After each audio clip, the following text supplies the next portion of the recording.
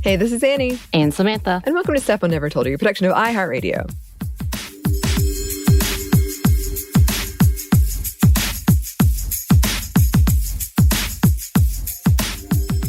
And welcome to what is probably the penultimate episode of our Last of Us mini-series special, wherein we react and discuss the HBO Max series, which is not a sponsor, and thank you to everyone who has lovingly pointed that out to me and mentioned that there's an official podcast that they listen to. That's all right. I understand. I haven't listened to it.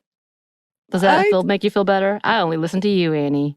Oh, thanks. But I do have to remind you that, yes, we are not sponsored, so. Yeah. No, it's all friendly. It's all in good fun, I'm sure. I'm sure. You hope. Yes. I do appreciate you've been hosting. We've been having watch parties. They've been a lot of fun. So, as always, there will be spoilers for episode 8 called When We Are in Need, the most recent episode of The Last of Us. And all of the episodes before that, Samantha has been very good of trying to get me to not spoil anything else. So I think we can do it. This one. I think we got this. We do, but there's things. I want to be like let off the leash. I know. But I will wait.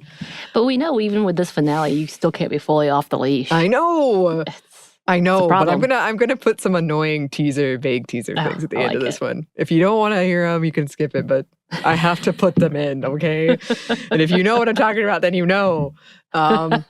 These are coming out every Saturday after the most recent episode has aired on Sunday. And they are replacing my bi-weekly happy hours, which you've probably noticed have been classics. That we'll go back to our regularly scheduled scheduling programming once this is over, probably. They have announced a season 2 and 3, but I think that'll be at least 2 years from now. So, yeah, we'll see. A lot of prepping. Yeah. Content warning on this one. We're not going to go too in depth on these because this sounds really dire, and this episode is really dire, but we are going to be talking about them. Some pedophilia, sexual assault attempts, cannibalism, child abuse, and torture. This is the second. There's only one more episode left. And I just saw a headline that it was record-breaking with 74 viewership increase from the premiere. It was a lot. It was a huge increase. So a lot of people watched it, and it was quite disturbing. I'll say that. I got a lot of, once again, angry text. Well, sorry. So with that teaser, if you haven't seen it, can you give us your excellent recap of the episode, Samantha? Well, before we do that, I need to do a check-in because there's one episode left. Mm-hmm. One episode. I know. How are we doing, Anney? Well, you saw, I'm like excited now. It's Tuesday. It doesn't come out till next Sunday. I'm very, very excited. I think it's going to be absolutely bonkers. I did get spoiled on one thing. I'm a little mad about that, but that's okay. Did I do it? Kind of, yeah. You did it. No, you did it, but in conjunction with something else that happened. Okay. Together, it spoiled me on something. Okay. I do think it's only 43 minutes long. I think it's going to pack in a lot. I think there was a recent article with Bella Ramsey where she said this is going to really divide the fandom, and I think that it will. And that's one of the big things I've been wanting to talk about since the beginning. Yeah. So I'm very, very excited. I like that kind of like angsty conversation that's going to come out of it. I'm worried there's going to be a lot of like anger and hate, but that's kind of par for the course for gaming. So that's unfortunate. So I'm nervous as well, but I am very excited. Yeah. I'm excited.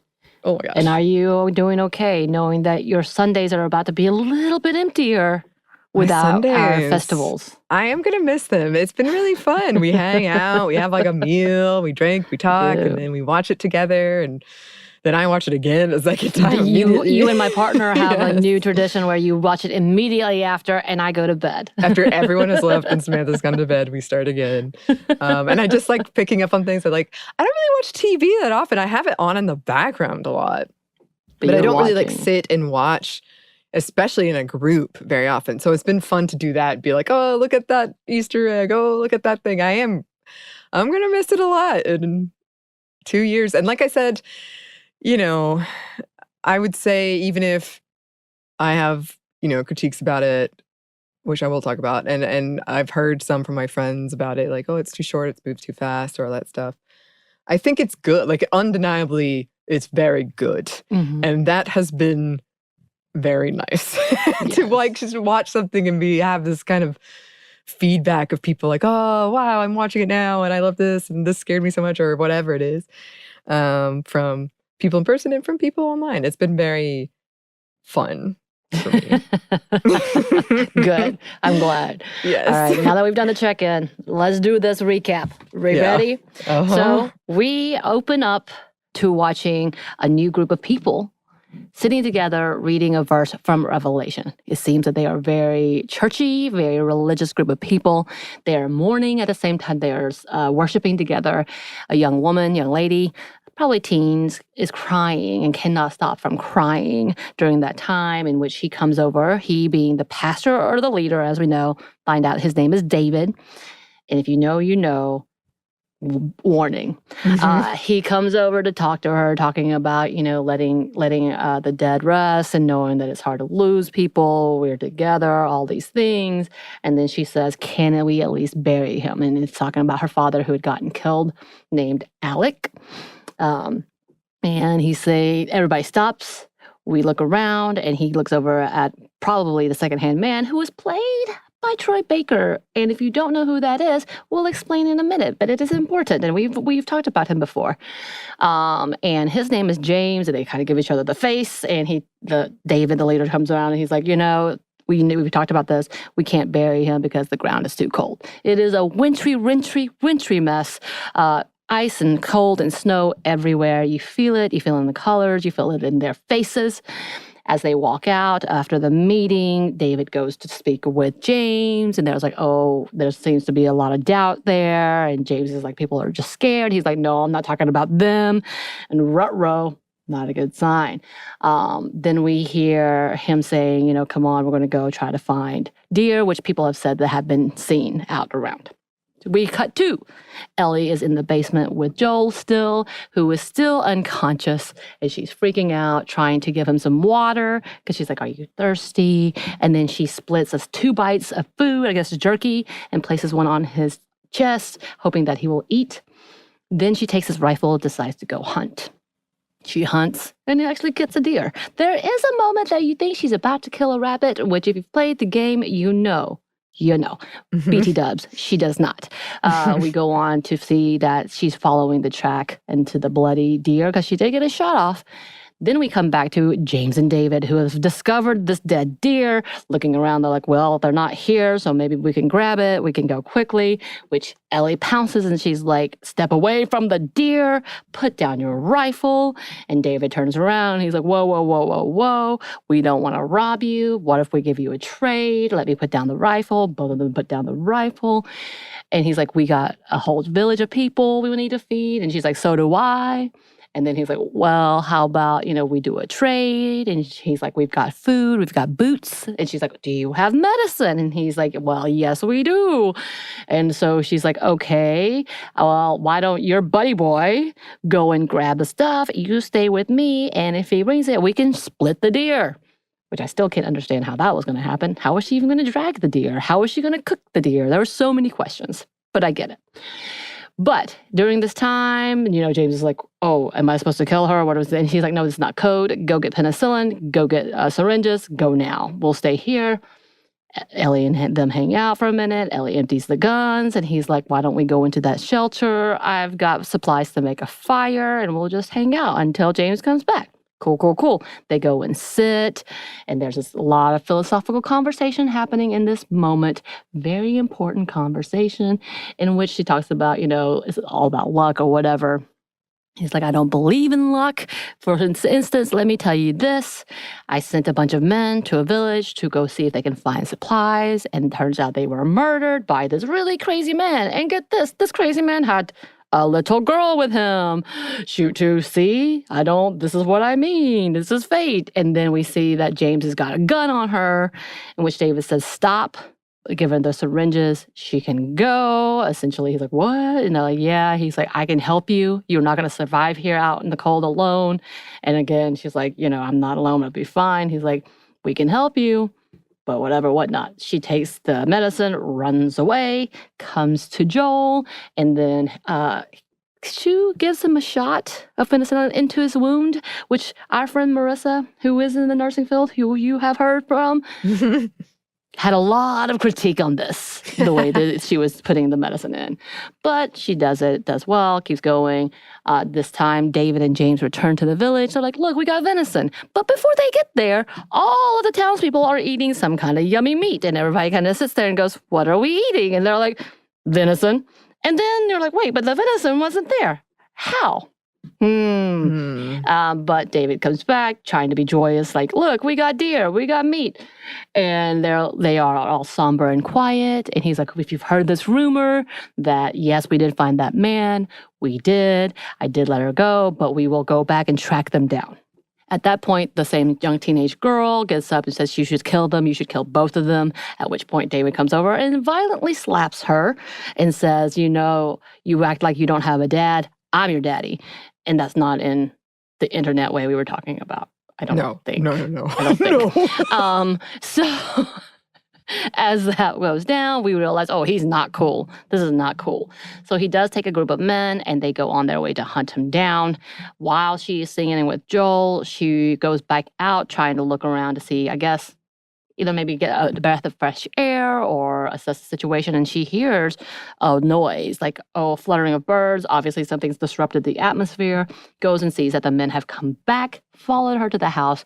So she goes downstairs, gives Joel a knife and says, I'm going to try to lead them away, but if they do come down here, kill them. And so she does that. She puts a bookshelf against the door, runs away, takes the poor horse, shoots off at them, tries to distract them. As she does, the horse gets shot. Very sad. I hated that. And she falls unconscious.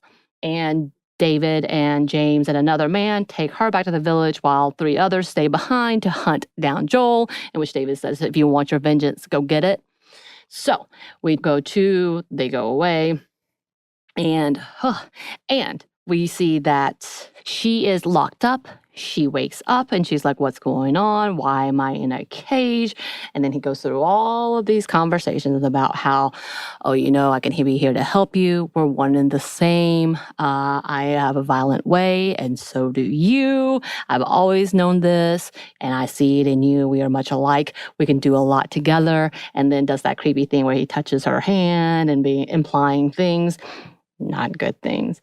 In which, at that point, he's like, what's your name? And she's like, I don't care, try not to talk to him. And then she breaks his finger, and this ruckus happens, and she tries to grab the keys, and he bangs her head against the door, and she falls back. And he's like, I tried to help you. Because at that point, he was bargaining everything from, you'll be helped, you won't be alone, we'll let Joel go, I'll tell the men to stop hunting them, they listen to me, I'm a leader, you're a leader. And at that point, because he's mad, he goes, now what's going to happen to you now? What's going to happen to him? This is on you, essentially. I'm going to go take care of things. So he runs out after calling her many words, which would be bleeped on here, so I won't say it. Flashback to, oh no, the men are hunting Joel down, and one of them discover where he is. But Joel woke up, realizes he has to get into survival tactic, kills one man real hard, and then tortures another man. And knocks out both men, essentially, ties them up, put them in the same area, talks to one man who's tied down, who wakes up when he was unconscious to see Joel, hovering over him, saying, where is she? Where did they take her? All the tricks of the torture. He's like, if you don't tell me, I'm going to blow off your kneecaps. He just goes like, man, you don't have to do this. And then he stabs his knee, and we hear him scream and the buddy boy scream in the background. And so he says, point to where she is on this map. And if your partner doesn't agree, y'all are both dead. in which the dude does, hey, go, dude, I tell you, here she is. And then he kills him anyway. The other dude was like, man, what are you doing? Why did you do that? I'm never going to tell you now. And he's like, that's fine, I believe him. And then he kills him too. And then so he goes after Ellie. At this point in time, we see James and David come back, grab her out of the cellar. Oh, big key point. She has seen ears on the floor and realizes they have been eating people. And she accuses them of being monsters. And she would never. And she asks him, are you going to chop me up in tiny pieces previously? And now he comes back and is like, yeah, I'm going to chop you up in tiny pieces. So they grab her, put her on the butcher block, essentially, ready to go to town. She starts screaming, no, don't do this, don't do this. I'm infected. And they both stop. And they're like, what? Because he had at this point gotten bitten by her. And had a bloody nub of a hand. Just kidding, just bloody hand. And she's like, look, roll up my sleeve. Look, you'll see. I'm infected, and now so are you. So they pull up her sleeve, and James is freaking out, and David's trying to figure things out. He's like, there's no way. You'd have turned by now. And this gives her enough time to grab the axe and hack James in the neck, which he dies violently, while she rolls off and runs away, and David is shooting at her and chases her down into a restaurant of that little area.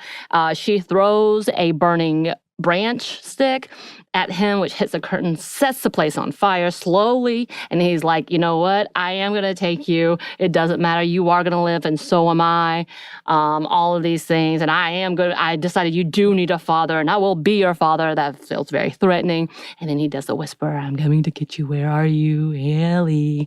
Does all of that stuff. And she's hiding in the background. She jumps on him. He's able to take her down. And at this point, we know things are getting gross because he is implying that he's about to rape her at that point, but she's able to grab a knife, jams it in his neck. He flips off. She pounces on him and repeatedly stabs him in a very violent and malicious way, screaming. And then she runs out the door, traumatized, bloody, when Joel comes around and grabs her. She's freaking out, thinking it's someone else, until he captures her face and says, it's me. As she stops to look, and he hugs her and says, I got you, baby girl, as she's saying he was about to. And then they leave. Yeah. Insane. I like how you always end it with ends, I do. dude. I feel like it has to happen. Yeah.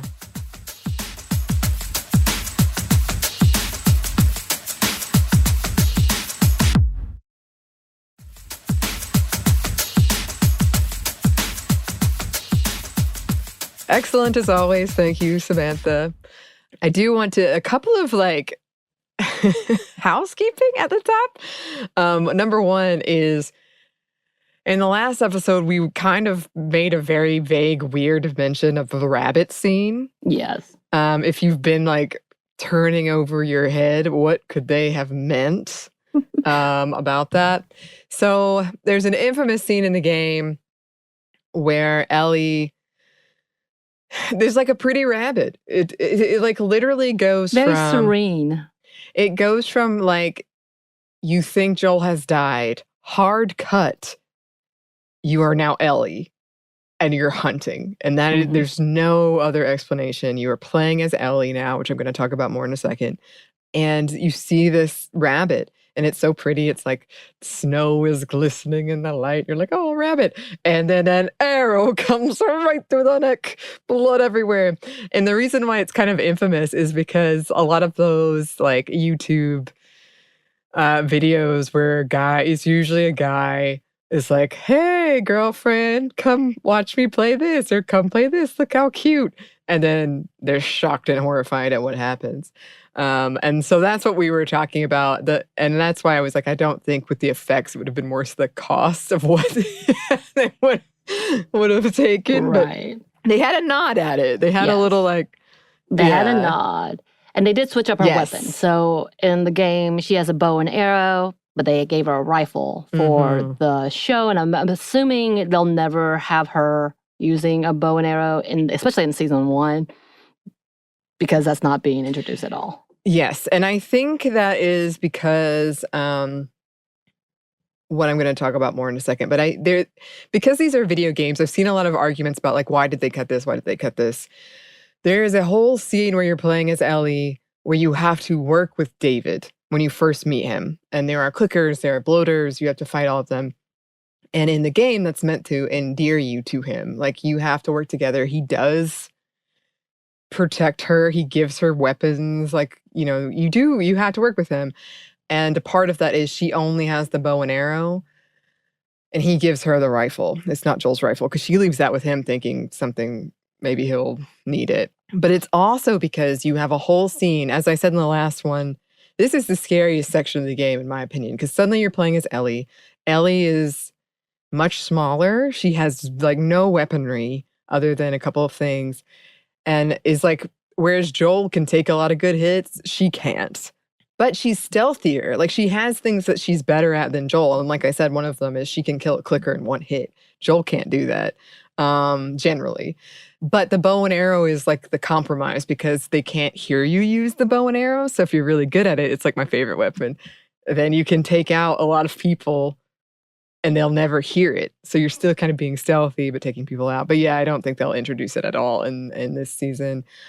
Oh gosh, I have so much to say about this one. But I do want to start with also, yes, Troy Baker, who's on the podcast, is the voice actor of Joel. And also a lot of other, like, if you've played any video game in this realm, you've probably heard him. He does do a lot of these kind of gruff fatherly figures, it turns out. I was telling you about that TikTok people have been sending me about people cosplaying as, quote, Troy Baker's daughter, because in so many video games he plays that role.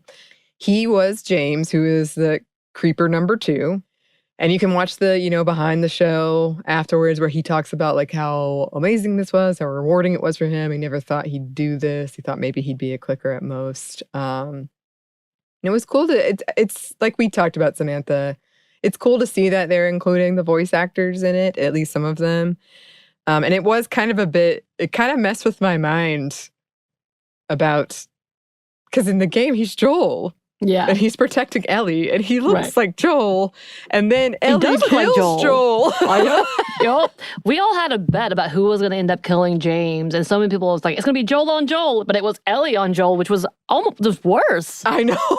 I was like, and then he's the one that shoots the horse and puts her in this like really dangerous situation. So that was a really interesting... Right, and he also knew about the cannibalism. Oh, I forgot that part where Joel sees the dead bodies without their heads hanging upside down. Real creepy. Yes. Yeah, they're like curing like meat, and they're plastic wrapped. And they're the dead, including the father who they did not bury. Yes, and so David is sitting in front of this poor girl who he just slapped. As she's eating. And she is eating her father, who she's so worried about and wants to bury. And she doesn't know it. And it's like one of the most disturbing things. It is the disturbing. And BT dubs, we did not mean to, but we do have food during our Before Fest. And we ended up having like a meat stew. And I did not think about it until my partner's sister, because she knows we have these themed things. And typically it's not just themed on Last of Us. It could be like something's happening that week, or we're just going to make this thing.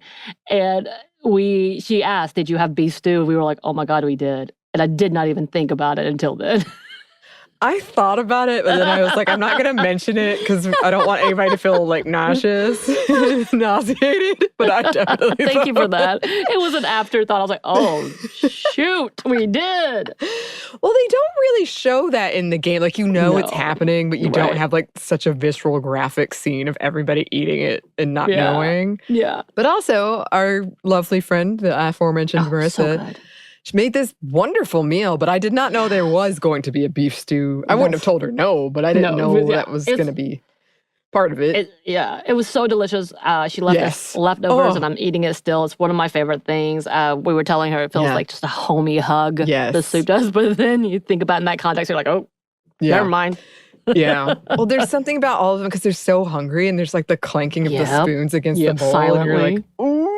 Only a few of them know this is human, and it's their friend Alec that they're all crying about. So they're just mourning. Oh my gosh. Anyway, moving on. Okay, anyway, yes. So I did want to go back to the point of playing Ellie during the game. So as I said in the previous episodes, the first game is divided by seasons, and they get progressively shorter, hence why there's only one episode left. And you do play as Ellie during the winter section. And I think it is the scary section, as I've said. You don't know that Joel has survived. The first hint you get that he has survived is when she's like, medicine, medicine. And then like, oh, maybe he's still there. But if you've listened or watched the behind the show thing, if you've read some of the articles about this game, this whole section is what inspired the game. What Neil Druckmann, the creator, inspired him to do it was because he writes about this game he played wherein it's a very traditional game where you're playing the kind of like a gotta rescue the princess in the castle situation as a male protagonist. And then it turns out not only does she not need rescuing, she rescues you. So it really flips, and then you're playing as her. So this was what he really wanted to explore. And it kind of like, I was thinking about this last night when I was trying to get over the nightmare I had about a spider. Long story, but whatever. It's unfortunate, but I don't know too many games who have done that. Like a lot of times you do just play, you know, your traditional hero character, and he saves your younger innocent character, usually a woman or a girl. And we're going to talk about that more in the finale episode, and we have talked about it in our episode on survival gaming, because that's still there in this as well. But it was like a new thing. Like suddenly you are playing as Ellie, this young girl, and it's like totally up to her to save Joel. And in fact, it's interspersed with Joel waking up. He does do this torture scene. Like I said in the last one, I know this sounds strange, but it's a really cool game mechanic because he's still sick. So he can't like aim as well. He'll fall over. Like he's not doing well. But you still think he's going to save her. And then he doesn't.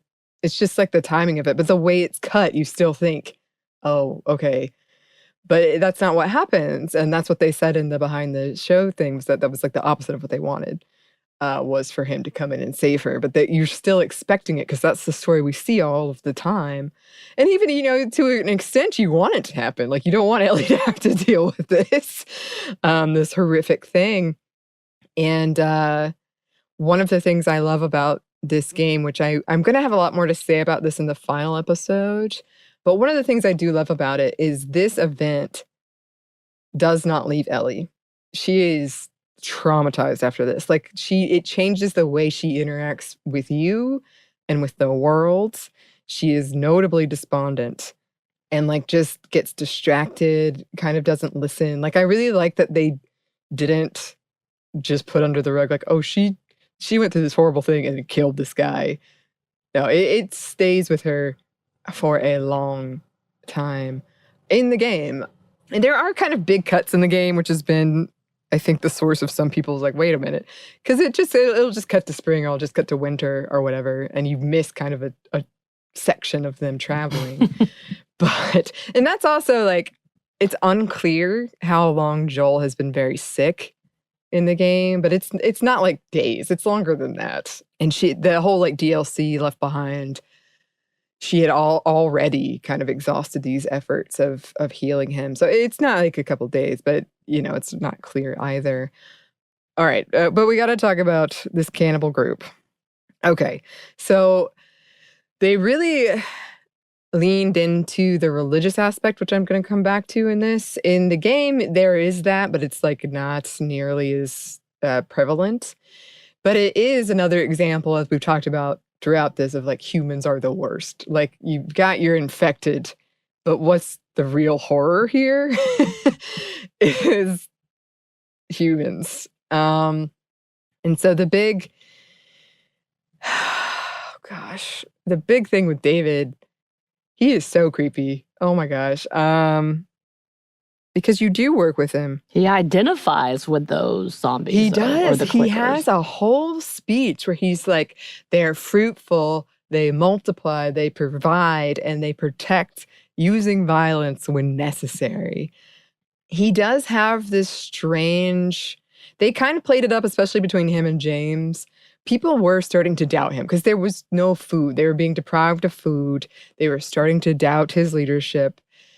And he was getting more and more angry at his own group, and especially around Ellie. Ellie was kind of like this blowing up of like, no, I think we need her.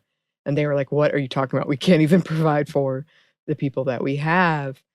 But that whole, like, his big line is everything exists for a reason. And when I tell you that gives me chills, I was so annoying when we were watching. I was like, here it comes. He's going to say it. Because in the game, that's when you're like, oh no, they know that we killed those people. Yeah. But him kind of like, he says he turned to religion after the apocalypse, and in part because of cordyceps. He almost makes it sound like that's his God, is not God. But like cordyceps showed him the way.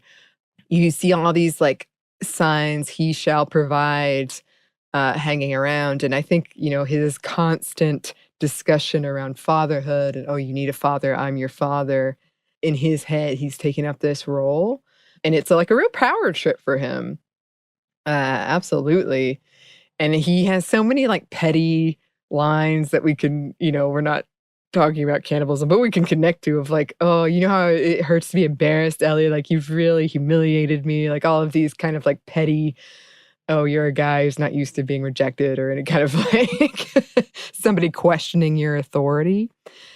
And then he has also like this whole thing where he's like, I'm only the leader because they want me to be the leader. They need a God, they need a father, they need heaven. They're just basically sheeple. He says sheep, but you know, and he's like, I want an equal. But he's just very condescending of the people that he's supposedly supposed to look after, which I do think is a lot of commentary on religion. There's also a lot of commentary of daughters with missing fathers. And this was interesting in the behind the show thing where they were talking about like, oh, you think he's going to be like a good person and a good father, and he turns out to be like the worst. Which I guess, I don't know. I don't think I ever put it in my mind like that, but I suppose it's supposed to be some kind of, oh, I think he is meant to look like he could be a good guy, but he's so creepy. Oh, anyway. I feel like he's a lot creepier in the game from Jump He's than in the creepier show. immediately in the game, whereas in the show, he's like not as creepy, and then, oh God, worse. Real creepy, yeah. Yeah. So this is, speaking of, this has caused a lot of conversation because some people are like, David was never pedophilic in the game. And I told you, the voice actor who played him always intended for him to be read that way, and it certainly can be read that way. I think it was more overt in the show, but it's not like it's there. It's there in the game as well. Like, he does the whole like holding of the hand scene. He does the whole like basically become my wife thing with Ellie in the game as well. I think what really, like, watching it again, what really like struck me is he has this line where he was a teacher and he taught kids about your age. That is so upsetting. But he also has a lot of lines like, I'm a decent man. You don't know how good I am.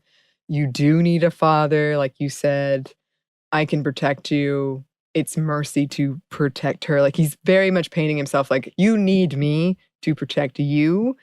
But if you do anything wrong, anything that is not like in my favor, what I think you should do, then I'm going to do like the very worst things, calling you the very worst things. Like, and there's definitely like, again, commentary, I think, about the whole like preacher father thing happening here.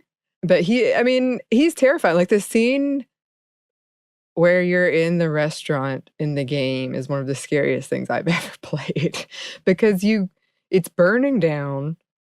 He can hear you stepping on glass. He's so much bigger than you. He's got like this huge cleaver, and you have to sneak up on him, and he's saying like these horrible things. It's just like a really upsetting scene. I love you're saying all this, and we were all like, and this is her favorite game, y'all. I know. We have a really fun idea to maybe compare us playing our favorite games, which I think would be great.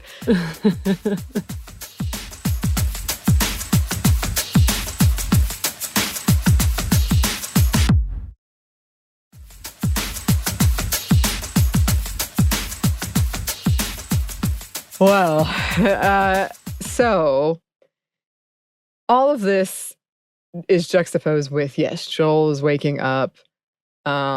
He's realizing like, oh no, Ellie is in trouble. And so he uses the old map trick, which we talked about in episode 6. He does that a couple times, where he has somebody point to a spot on the map and then the other person has to confirm it to make sure that they're not lying. This like really horrendous torture scene.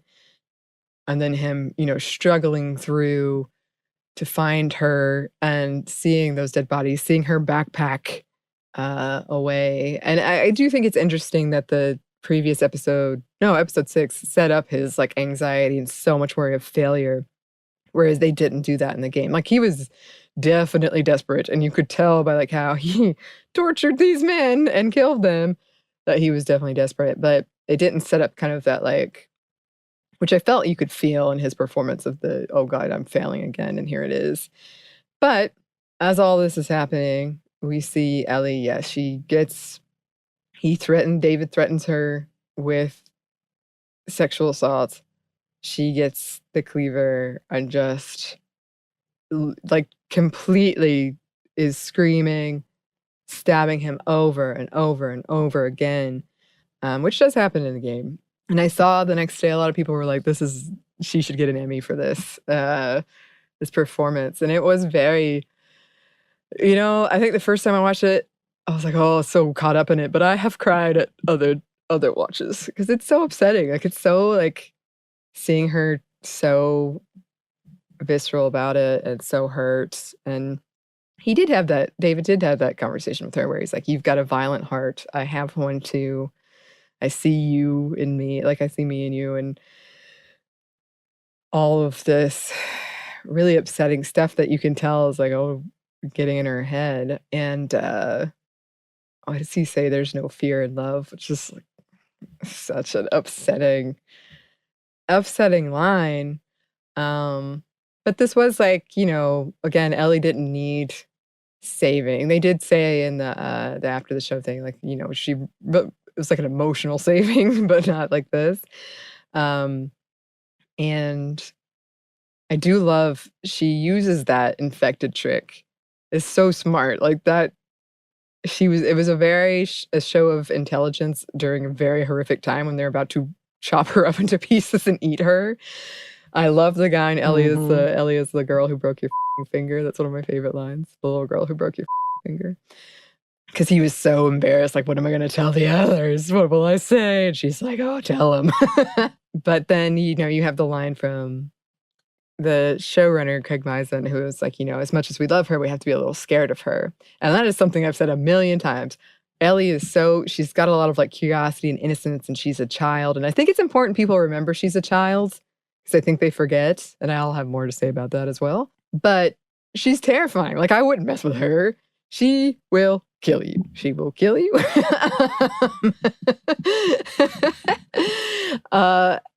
And then, you do see kind of, this is another example of trauma. What does it take to survive in this world? And it, as they said in that like after show thing, it scars her in a way that forever changes her. It's kind of like Riley, when Riley died, this is the thing that stayed with her. And this whole idea that they are very, very much hammering home of like Ellie having this violent heart of turning to violence, or that's the only way she can survive, or things like that. And again, just like Joel.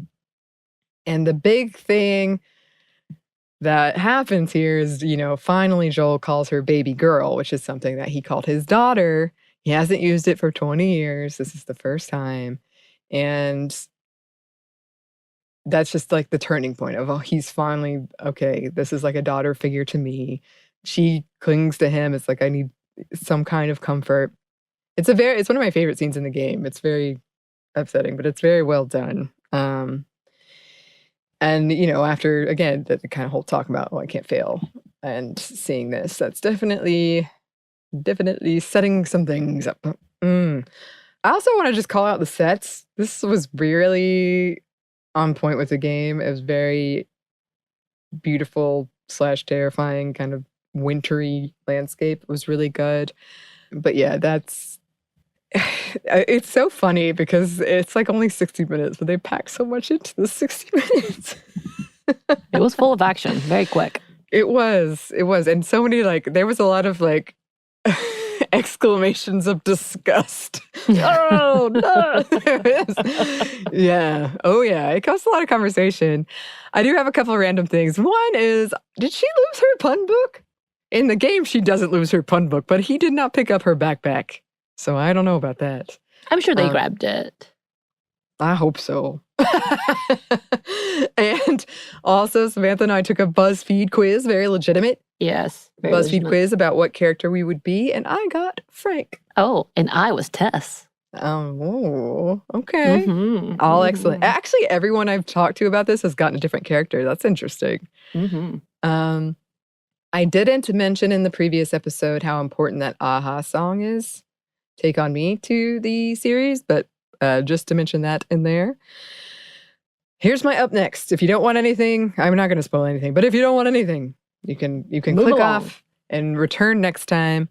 There will be a certain animal appearance, perhaps, maybe. Ashley Johnson, who I realized in the previous episode, I just said her name and didn't say anything else about her. She's the voice actor of Ellie. Just know Ashley Johnson. Yes. And she's somewhat infamous. She is a child actor that's been around for a very, very long time. Yeah. She was in very quickly for the original Avengers. As the waitress, but she has a very distinctive voice. Yes. So, and it's never, she's had it since childhood. There's a very distinct way that when you watch these family sitcoms, you've heard this voice. Yes, yes. And if, after this ends and you're looking for more content, I know I've mentioned it before, but you can see a lot of them filming, and she does the filming the games, and she does the acting and body movements and everything, but it's really cool to see her do it, and she's great. She's great. Apparently she's a huge D&Der. Yes, I know. Yes, I know. Also, look, this was my vague hint, I promise. They are setting some things up, okay? They are really setting some things up. They really are. Woo! But yeah, it's the end of the next episode. That's it. It. I know. I'm going to cry. I know. Oh my gosh. We will have another clip of that. That's what you're into. No, it's going to be, oh my gosh, it's going to be great. But we hope that you have been enjoying these, whether you've watched the show, played the game, none of the above. Because I hope we have loved doing them. Yes, we have. And I'll miss them. I'll miss them greatly. But yes, we will be back next week with our final audition. In the meantime, if you would like to contact us, you can. Our email is stephanieandmomstuff@iheartmedia.com. You can find us on Twitter @MomStuffPodcast or on Instagram and TikTok @StuffMomNeverToldYou. Also, you can listen to us on YouTube now if that's something you'd like. Thanks as always to our super producer, Christina. Thank you. And thanks to you for listening. Stuff Mom Never Told You is a production of iHeartRadio. For more podcasts from iHeartRadio, you can check out the iHeartRadio app, Apple Podcasts, or wherever you listen to your favorite shows.